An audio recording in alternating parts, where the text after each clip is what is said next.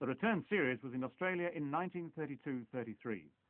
It would turn out to be a watershed in the history of the game, as the controversy that surrounded it extended beyond the boundaries of the cricket pitch and into international politics.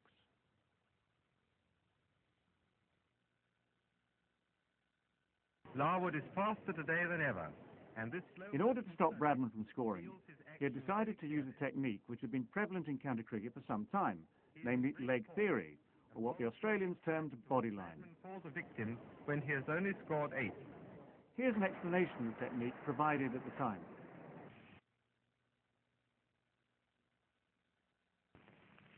With a score of 22, Woodfull falls to a catch at the wicket by Ames off Bose, and Australia's troubles commence. But to make this successful, you needed an explosive but accurate bowler who could bowl short and at leg stump consistently. Jardine had one in the form of Harold Larwood. Larwood sends down his expressives faster than ever, and none of the Australians find a way to deal with them, until Stan McCabe comes in for 4th wicket when 3 wickets have fallen for 82.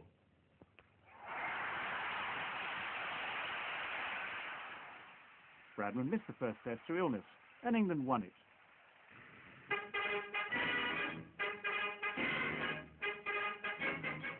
Australia squared the series in Melbourne with a characteristic Bradman century.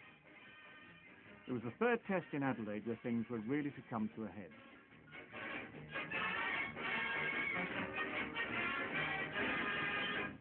It was at this point in the game that Woodfull was unfortunately struck on the heart by a ball from Larwood which got up. The details are complicated, but it began with the Australian captain, Bill Woodfull, being struck in the chest by Larwood. Confusingly, this happened when Larwood wasn't bowling bodyline. What angered the crowd is that Woodfull recovered, and in the very next over, Jardine did set a bodyline field, with Larwood given instructions to bowl to it. Woodfull is then struck by a succession of deliveries until he's out for 22. He is in great form and bowls to a leg trap to which Bradman falls a victim when he has only scored 8.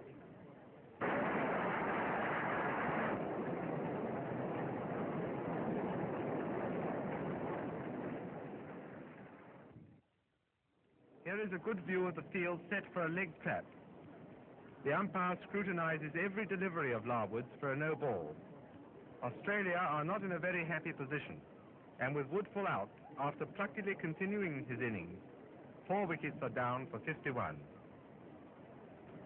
None of the Australians seem able to deal with the leg theory bowling, with the exception of Ponsford, who is pulling the game round to his side.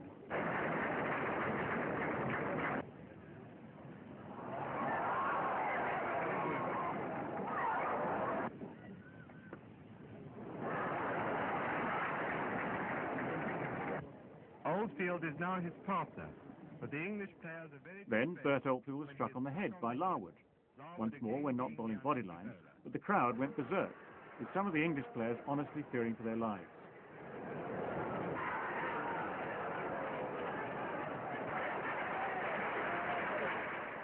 Meanwhile, a dazed and bruised Woodfull is on the treatment table saying there's only one team playing cricket out there. Unfortunate incident.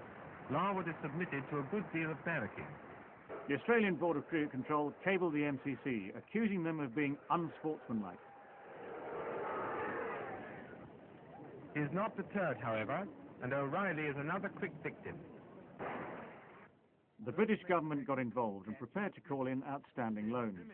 Australia was at the time still struggling through the depths of the Depression. They withdrew the accusation and the tour continued. When Ward is bowled, the Australian innings closes for 222 runs, 119 behind England's total, and England eventually win one of the most sensational cricket matches ever played. Douglas Jardine was the sort of man that the Australians... Dennis just charged out onto the ground and picked up the ball, and Rodney said the rest of the team, when they heard this from Dennis and they just saw him go, he said, you've suddenly felt in the room that there was a chance that they could win this game. We've got the side of Dennis Lilly measuring out his run, warming up, ready to take up the fight, and if West Australia are going to get up at all, it's going to be through the strong right arm of Dennis Lilly, but it's Dennis Lilly to Viv Richards.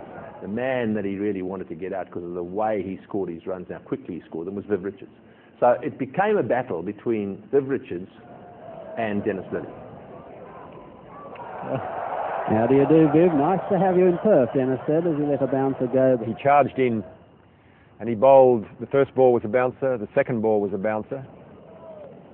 There's another bouncer, and that was a much better one, and Dennis Lilly is obviously not going to give up this one without a fight. There's a test on here, you know, there's a test of supremacy. Dennis Lilly still considered perhaps the best bowler in the world, and many consider Viv Richards the best batsman. I mean, one of them was a rip snorter, the other three were just bouncers. And Viv, I think, was just a little bit cautious about the one that was a good one. And it was still on its way up when it got to me. Oops. And that's a big bouncer by Lilly then. Viv Richards going for the hook. It was much too late as it flew by, and Rod Marsh, as you saw on the screen, had to get up high to take it. We're asked the question, Bobby, will the umpires warn Dennis Lilly for bowling too many bounces on over, 3 out of 3 now? He'll have to be brave in Perth to do that, I think, Bill. The thing that I remember the most was the challenge against Viv Richards. I mean, and here's an